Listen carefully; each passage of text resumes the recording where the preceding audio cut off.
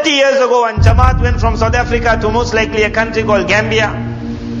Recently when I went home, my brother told me that Jamaat came to Heidelberg, so the man is giving Karguzari, he was in that Jamaat.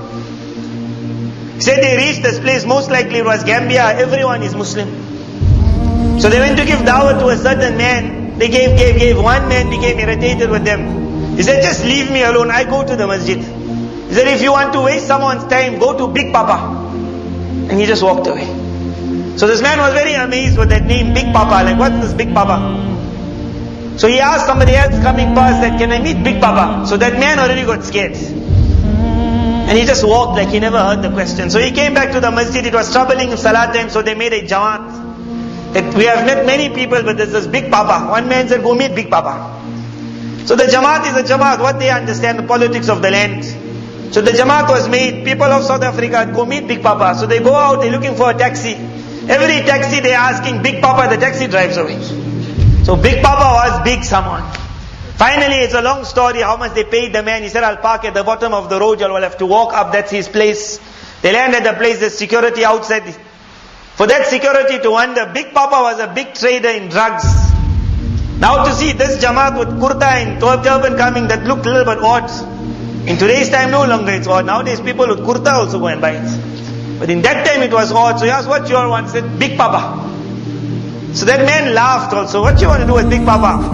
And as they're standing there and they're making dua, it just happened that secretary of Big Papa had to be driving in. So they had to open up. So he looked at them, he also got a shock. They're all Muslim. He asked, what you all want? He said, we want to meet Big Papa. So he can't understand that you all came to meet, maybe to buy drugs. So he said, for what? He said, just to meet Big Papa. So the more ambiguous they are, the more bigger it's sounding. So finally he went in and something happened, and then he said to the guard that let them in. So when they came in, they had to follow protocol. They were told to sit in a lounge, and they were told Big Papa will give you all 10 minutes. After 10 minutes you stand and you go.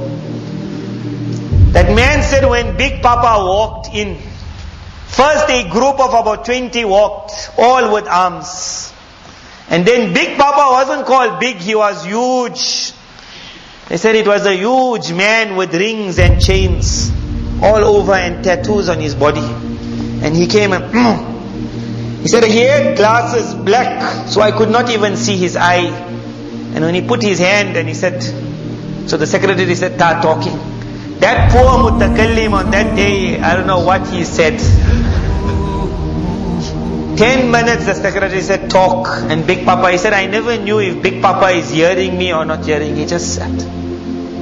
But this is that verse of Quran that Allah knows who got something inside. And we will open up such roads for dhakkir. So you just carry on telling other people. Who knows who will take advice? Big Papa stood, sat. He never spoke one word, and then mutakallim said, I also never knew what I said. 10 minutes finished. He said, Big Papa spoke. And he only said, what do you want? He gave the bayan already.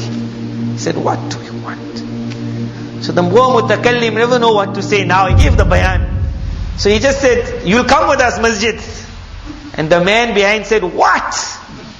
That mutakallim went. And he said, Big Papa just turned to that man and said, he said that man went in perspiration. Because Big Papa meant death. You don't play my game, you gone. And many had gone on his hands. He just looked at the man, That man must be shivering, the other must be shivering. He just looked. And then he said, let's go. He said, when he stood up, so the man of khidmat now, they're trying to contact him that, you know what, Big Papa is coming. So what he knows, Big Papa is coming. He said, go get something. So he went to the shop to buy snacks. A crisp.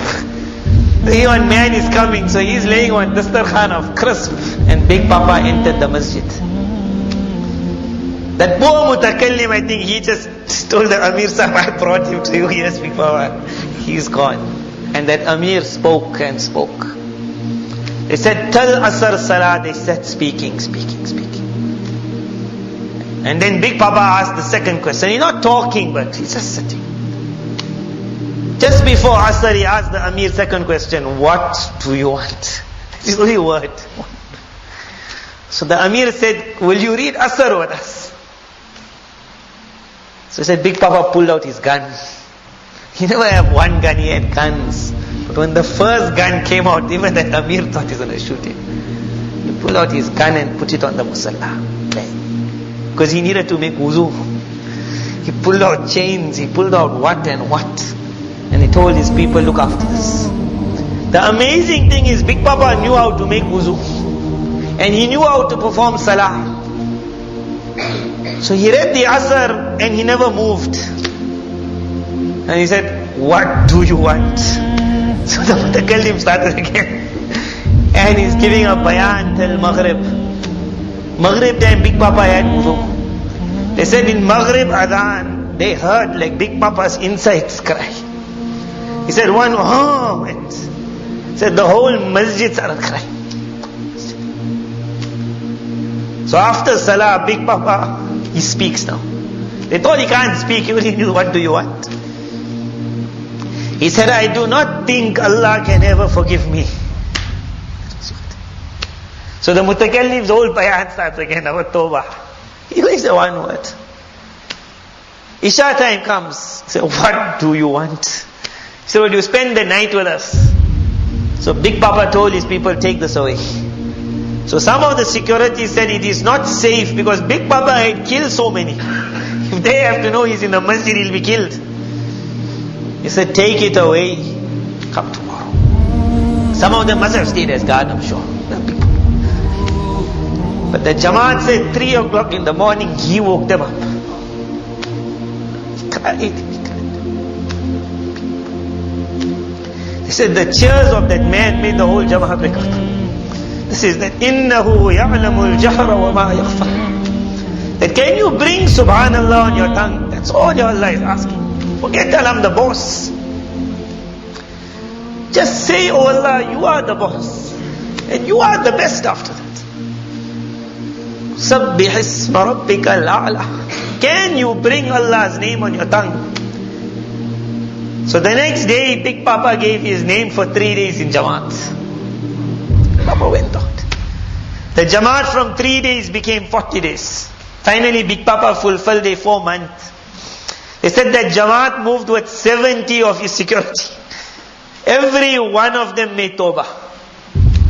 70 when the Jamaat was so big, the poor Jamaat, this one got left out.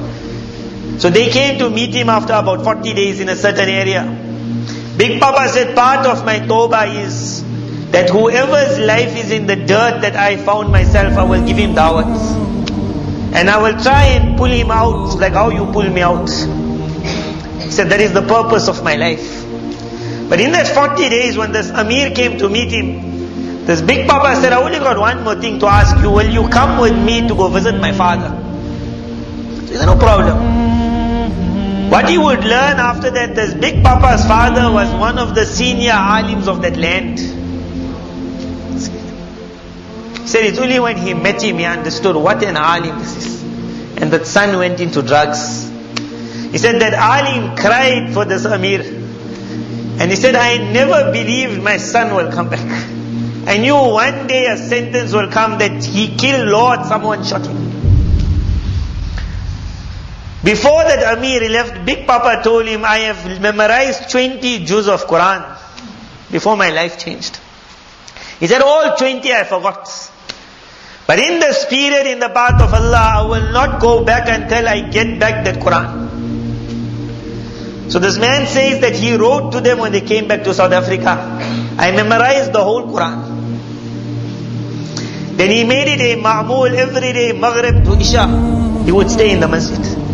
He became a da'i for that land. And the final news they got of Big Papa is one day on a Friday after Asr before Maghrib, he passed away in the masjid.